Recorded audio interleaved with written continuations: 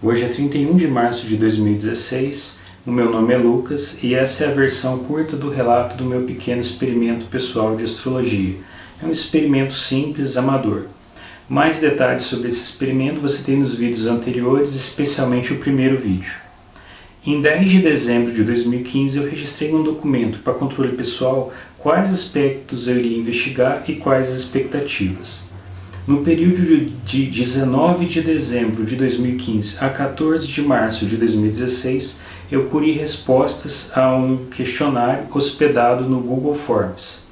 O link do formulário foi compartilhado em grupos do Facebook, cujo tema era algum município do Brasil. Então, grupos de município, por exemplo, Aguaí, Barbacena, Cachoeira do Sul, município de todas as regiões do Brasil.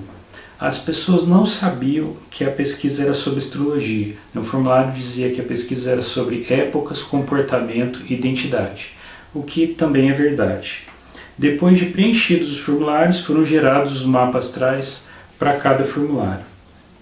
A ideia do experimento é verificar o percentual de pessoas com determinada característica no total de entradas do banco de dados e, num subgrupo definido por critérios astrológicos, verificar se o percentual com aquela característica é maior ou menor conforme a expectativa astrológica. Foram analisados temas como esporte, acidentes, mas nessa versão curta eu vou relatar apenas os dados sobre sexualidade. No total de entradas, o percentual que respondeu ser homo, bi ou transexual foi de 10,56%. 10,56% do total. Agora vamos ver subgrupos definidos por conjuntos de aspectos astrológicos dos quais se espera um maior número de LGBT.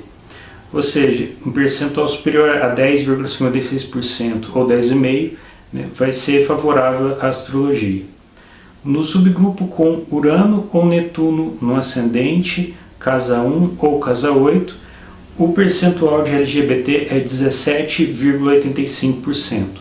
Mesmo incluindo nesse subgrupo as pessoas com hora de nascimento desconhecida, cujo mapa astral foi feito com hora de nascimento 12 horas, e elas têm um aspecto nesse mapa astral de 12 horas, mesmo incluindo essas pessoas, o percentual é de 16,12%.